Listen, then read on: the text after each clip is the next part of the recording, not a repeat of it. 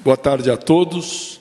Queria agradecer a presença de vocês, a presença do professor Tundizi, professor Furtado e os demais convidados. Queria agradecer muito a presença do João Paulo Capobianco, que eu gostaria que falasse um pouco aqui da nossa parceria com o IDS. E depois a Beth Pfeffer, presidente do Instituto Jatobás, vai contar um pouco a história do Instituto. João? O João ensaiou uma música, você vai cantar aqui para nós? Não. O problema é que não tem protocolo, então tem protocolo. Eu canto, mas eu faço. Bom, boa tarde. Boa tarde a todos. Bom, muito rapidamente, eu acho que hoje aqui o nosso objetivo é de ouvir o professor Tundizi, grande professor Tundizi, grande especialista nesse tema, trazendo uma análise aprofundada num momento de altíssima crise, que já era gravíssima, né, professor Tundizi, com a questão do esgotamento do abastecimento nas principais, em grandes metrópoles brasileiras, São Paulo aí na linha de frente disso, e agora se agrava com o acidente de Mariana, que é algo absolutamente grotesco, né, de consequências incalculáveis. E, ao que parece, a responsabilização está vindo muito devagar, né? Quer dizer que vai ser investido R$1 bilhão para combater o dano ambiental daquele acidente é quase uma piada para todos nós que estamos lidando com essa questão ambiental, né, o tempo todo. Mas é uma discussão extremamente oportuna, e para o IDS, que agradece muito o convite de Jatobás, parabeniza o Instituto Jatobás pela iniciativa, é uma oportunidade única, porque, do nosso ponto de vista, a questão dos recursos hídricos, da gestão responsável dos recursos hídricos, estão diretamente relacionados à questão central do IDS, que é a democracia e sustentabilidade. Para quem não sabe, o Instituto Jatobás nasceu de uma fazenda de café pobre, de gado também pobre.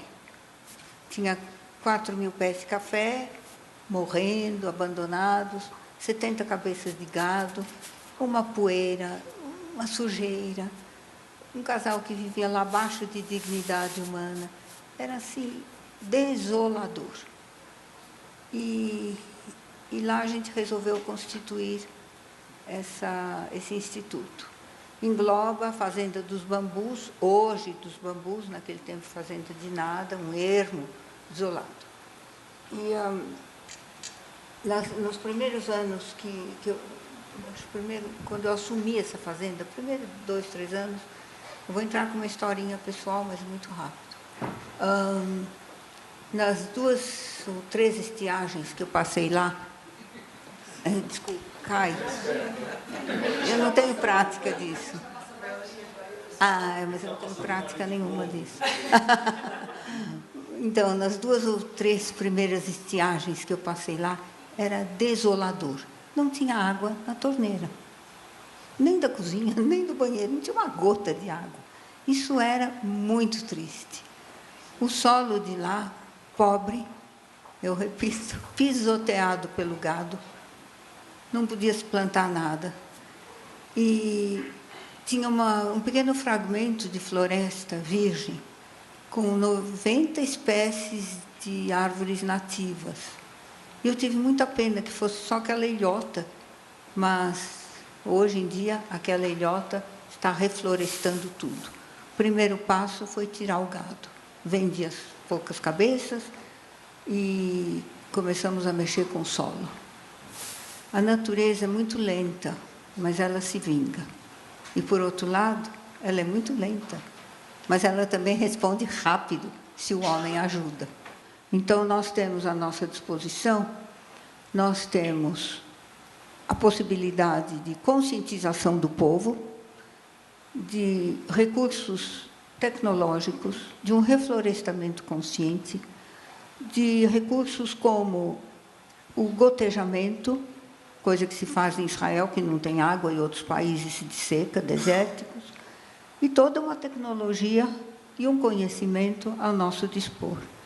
Então, hoje aqui temos expoentes, e o expoente máximo desse conhecimento, o professor Tundizi, que eu quero muito receber, agradecer, e espero que nós possamos ouvir dessas grandes mentes alguma coisa que nos ilumine nesse momento de crise.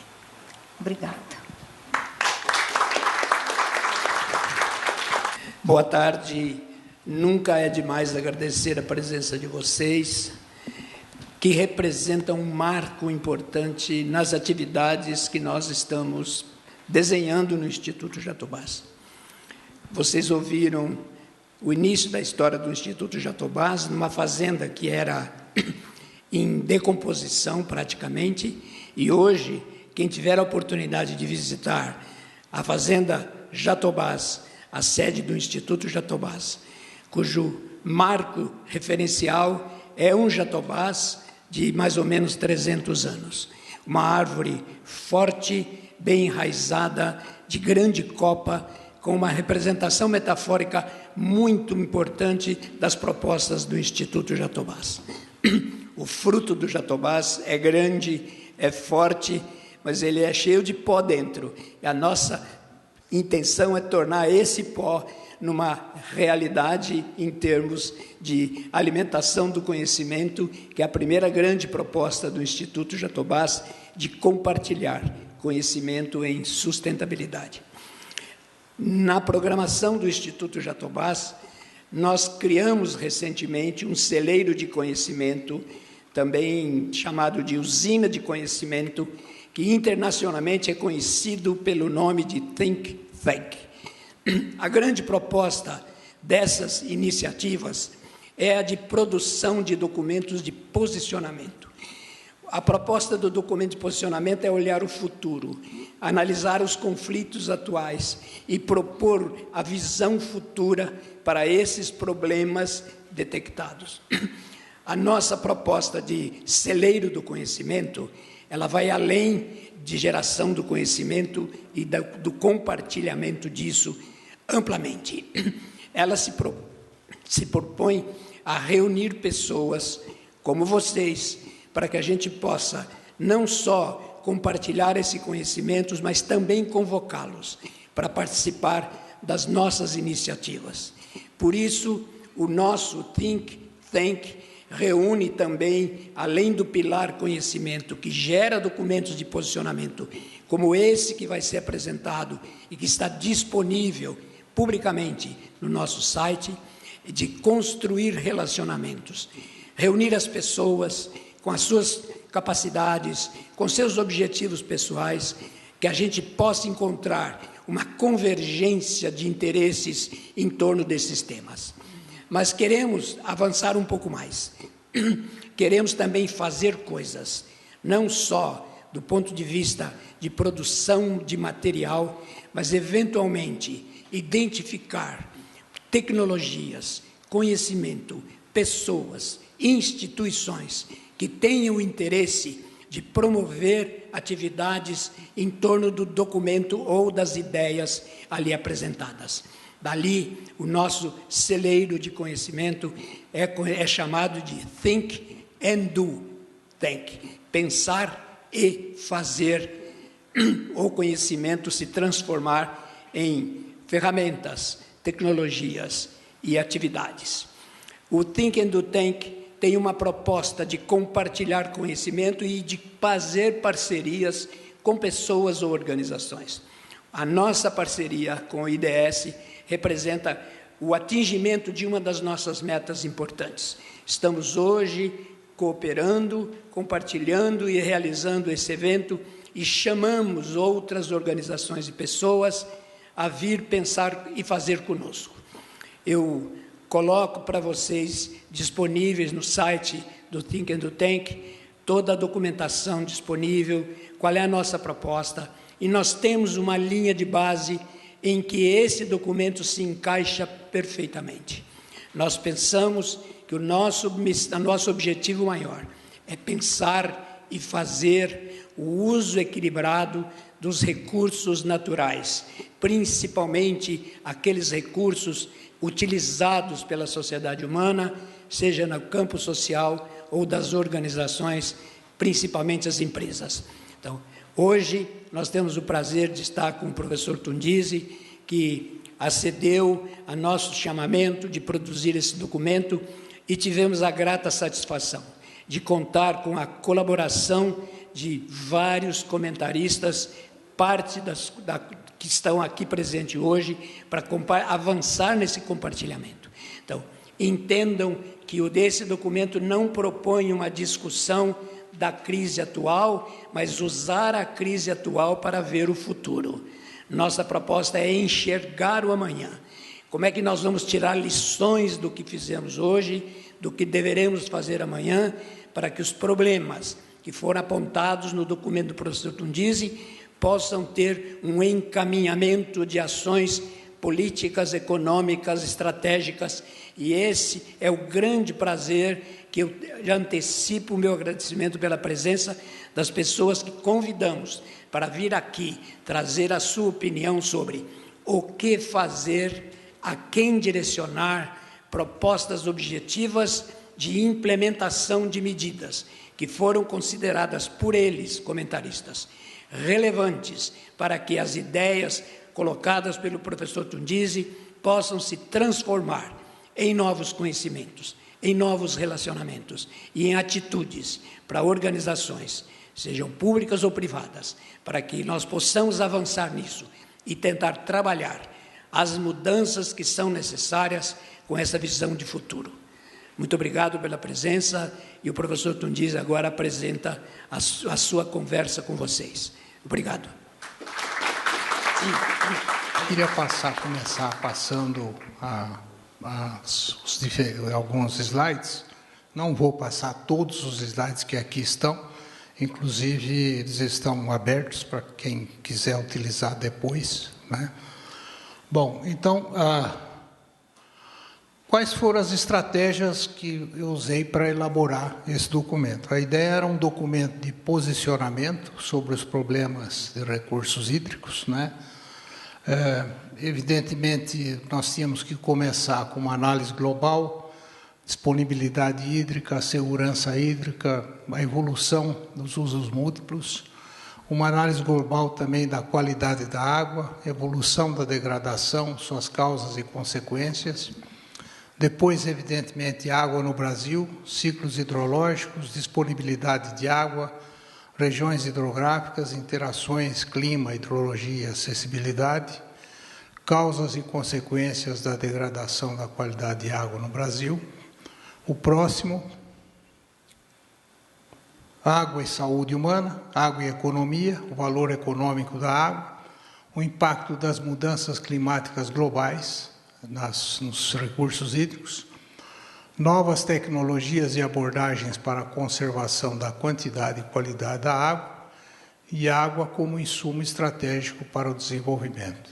Próximo, temas importantes, a governança da água, bacias hidrográficas como instrumento de gestão integrada, a governança ideal, recursos hídricos em áreas urbanas e as conclusões do documento. Eu queria também enfatizar que, como disse o professor Capobianco, é muito difícil hoje somente procurar resolver o problema da água só com o uso do conhecimento. O uso do conhecimento é fundamental. Vai ser fundamental, por exemplo, na questão da recuperação do Rio Doce. E não é do rio, é da bacia. Esse é o grande problema. E o banco de dados sobre o Rio Doce é fundamental.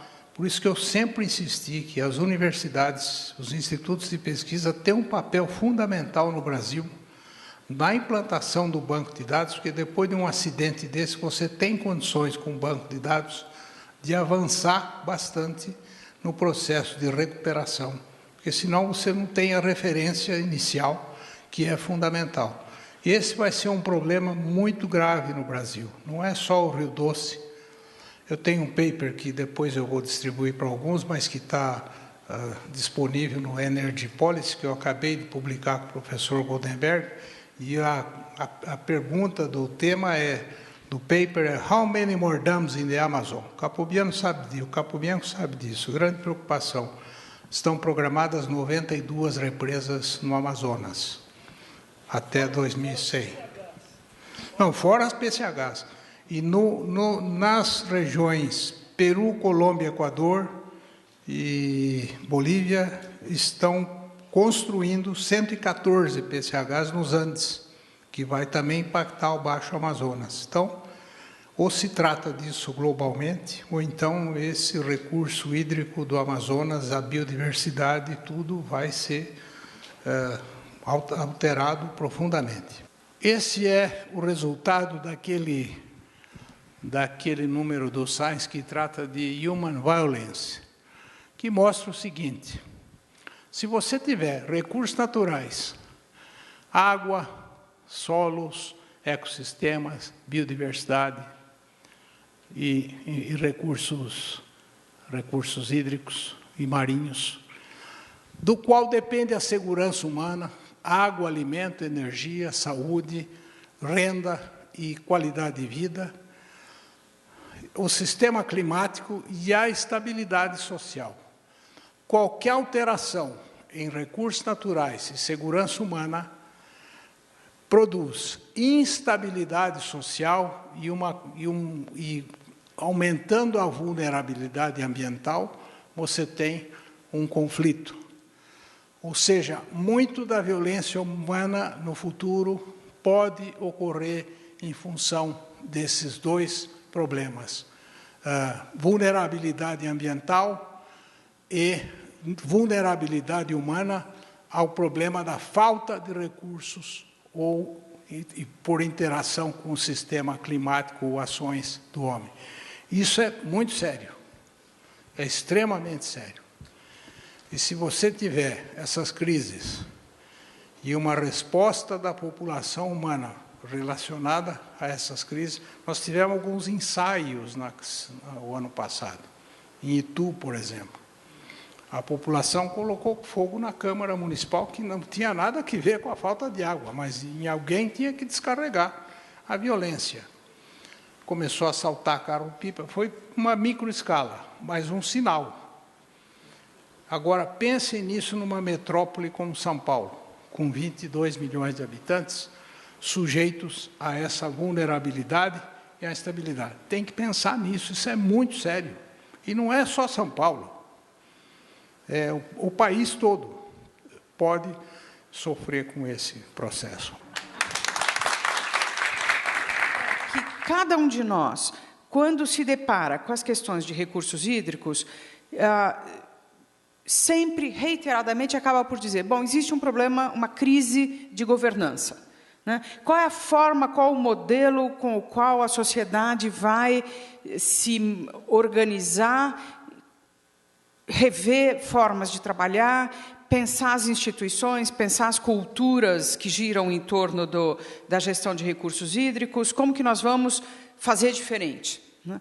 E eu acho que essa discussão ela é muito oportuna e ela coloca na mesa, em realidade, uma discussão que começou logo depois da Constituição de 88 e que está na hora de ser retomada. Não é?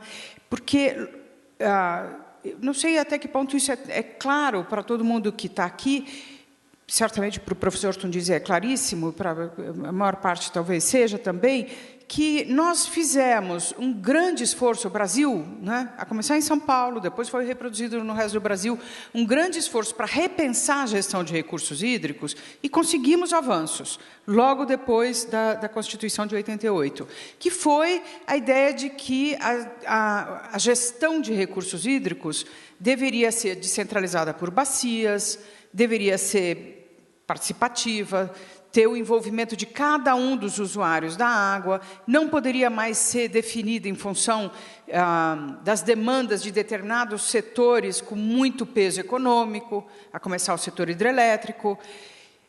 Enfim, foi feita essa discussão e se montou um modelo de governança.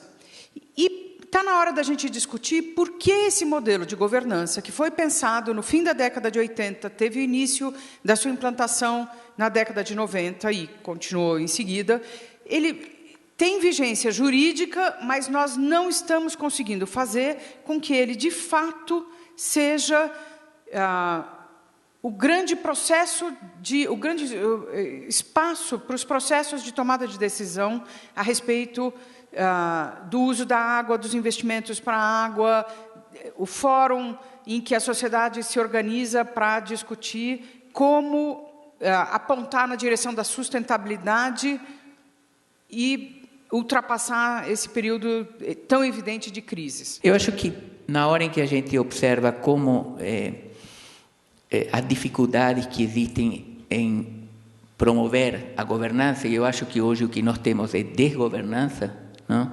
É uma palavra dura de ouvir, mas não me limito a não dizê-la, não? Acho que nós temos desgovernança, porque nesse contexto, nós temos uma série de condicionantes. Vocês vejam, se a gente resgata os condicionantes políticos associados com calendários eleitorais. Calendário eleitoral não pode ser um fator impeditivo da governança, da transparência, da prestação de contas. São temas absolutamente estratégicos, ou seja, é um tema que nós não podemos fugir dele. O calendário político não pode, numa sociedade democrática, conduzir o destino da governança da água. Ou seja, não se dar a informação, não se promover a corresponsabilização dos cidadãos, porque está em pauta um calendário político, a reeleição de um político, etc. É inaceitável, é antiético. É caso também de impedimento político de um governante que age dessa maneira. Então, eu entendo que esta é uma dimensão fundamental. Nós não podemos esquecer os condicionantes políticos, nós não podemos esquecer os condicionantes institucionais. O professor Tundizi acabou de mencionar isso, o que significa a gestão pública, as barreiras, a resistência, a refratariedade à inovação, a refratariedade a repensar círculos virtuosos e não manter os círculos viciosos, não? Fundamental. Obviamente, os condicionantes econômicos, ou seja, o que aconteceu em Mariana é, mais uma vez, uma variável econômica, falando mais alto que o social, falando mais alto que o ambiental, e, obviamente, também o institucional, porque não tem monitoramento, fiscalização. Os condicionantes sociais, somos uma sociedade extremamente desigual, ainda com forte viés paternalista, patrimonialista, clientelista. Tudo isso pesa na hora. Quem participa em comitê de bacia vê isso cotidianamente acontecendo, não? É fácil manipular as pessoas. Tudo isso não se pode esquecer. E aí a Estela mencionou também a questão da representatividade, o professor Tundizi também mencionou.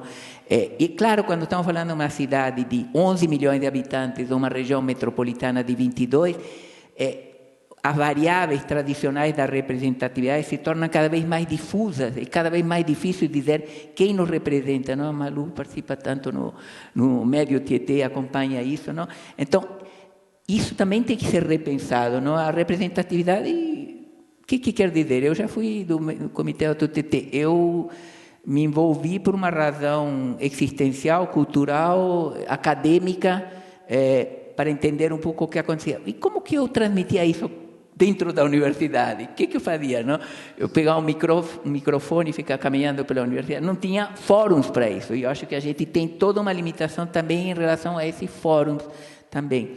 E, obviamente, dimensões culturais, não? Ou seja, as sociedades se tornaram, em geral, extremamente individualistas. Então, tudo aquilo que o poder público não estimula e não promove enquanto corresponsabilização, também gera, mais uma vez, uma limitação. Então, isto tudo está associado a uma questão que eu acho que é fundamental, quando estamos falando de escassez hídrica, também falando de segurança hídrica, mas também, principalmente, algo que eu entendo que é dramático, ou seja, a procrastinação na verdadeira implementação do saneamento básico, ou seja, é algo inaceitável. Mas eu chamo a atenção para a questão da qualidade e da nossa incapacidade de interferir nas políticas públicas, sobretudo de sermos ouvidos e trazermos resultados para garantir o mínimo de direitos que conquistamos na legislação brasileira, e sobretudo na legislação ambiental brasileira.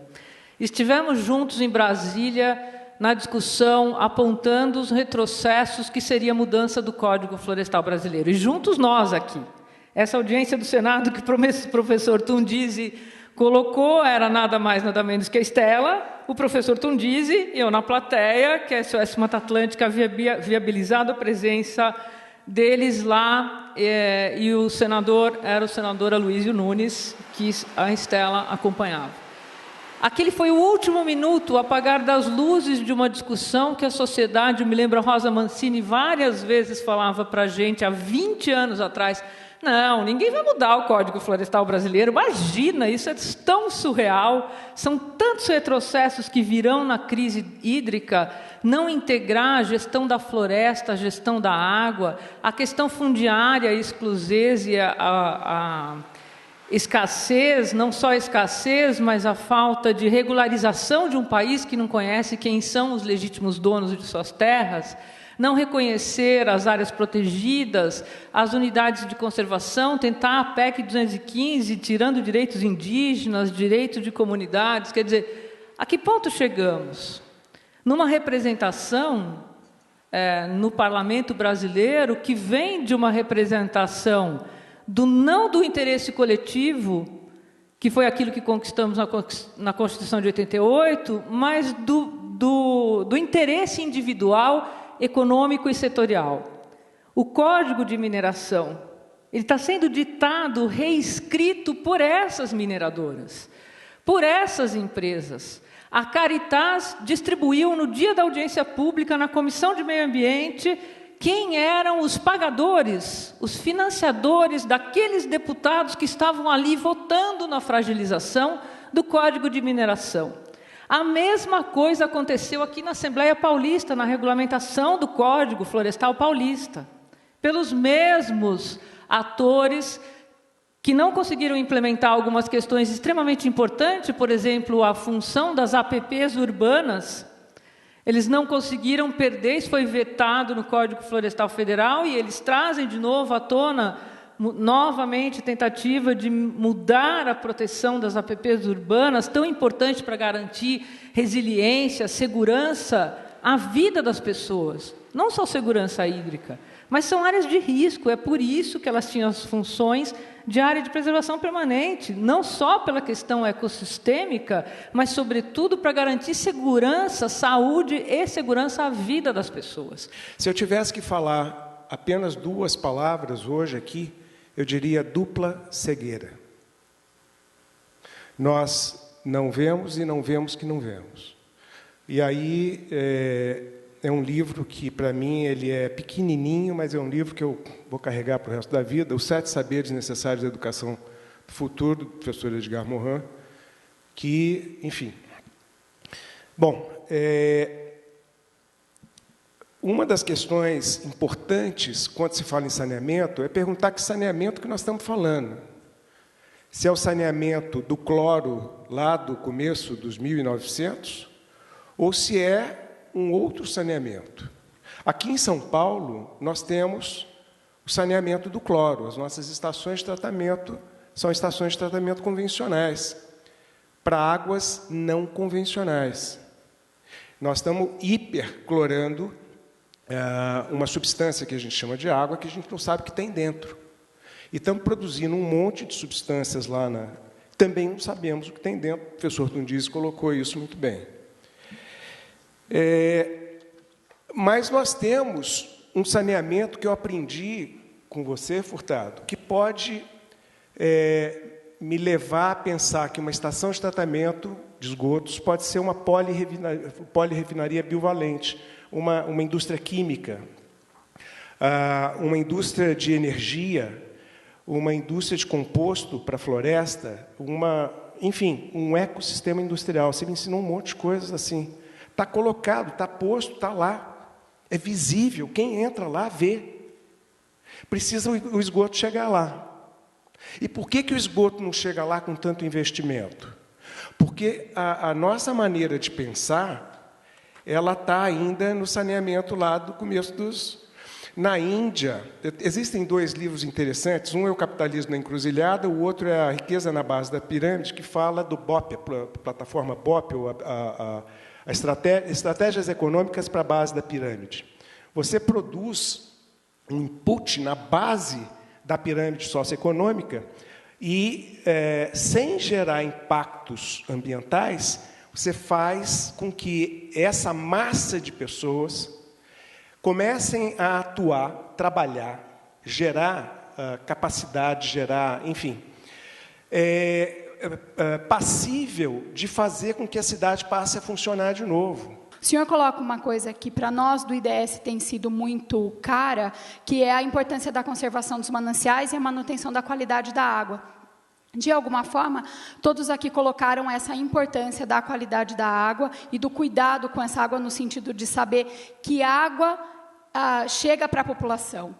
Qual esse direito e o acesso à água, que é um direito humano, que tipo de água que essa população tem acesso? Então, de alguma forma, essa questão da conservação dos mananciais e da manutenção da qualidade de água está diretamente ligada a essa questão do acesso à água, desse direito humano. Então, portanto, um tema que traz a confluência entre a discussão colocada no começo dessa conversa de hoje, entre a democracia e a sustentabilidade.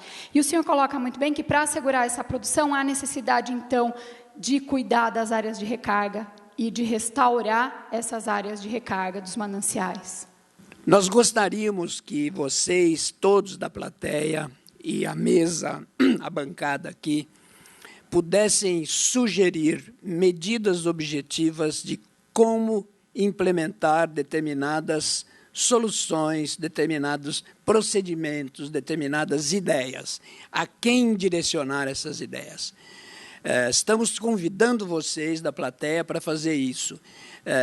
Nós não podemos prometer, porque nós somos poucos índios, de fazer isso num tempo rápido, mas divulgaremos todas as sugestões através do nosso site do Think and Do Tank Sustentabilidade.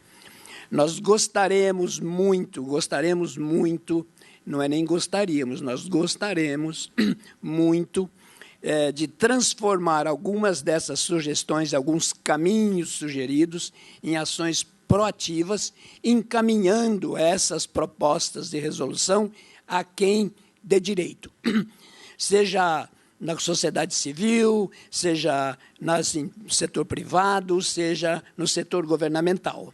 Então, mandem para nós, vocês têm nosso endereço eletrônico, por favor, mandem seus comentários de como implementar, o que vocês acham que deva ser implementado, que tenha sido aqui colocado ou que não tenha sido aqui colocado, que esteja na publicação ou esteja fora da publicação, para que nós possamos transformar o nosso site nesse modelo interativo com a sociedade e com as organizações. Rapidamente, eu gostaria, em primeiro lugar, agradecer o convite do professor Furtado, do Instituto Jatobás, para produzir esse documento que foi, para mim, um momento importante de reflexão nesse processo de avaliação, novas propostas, novas possibilidades na gestão de recursos hídricos, na gestão, na governança.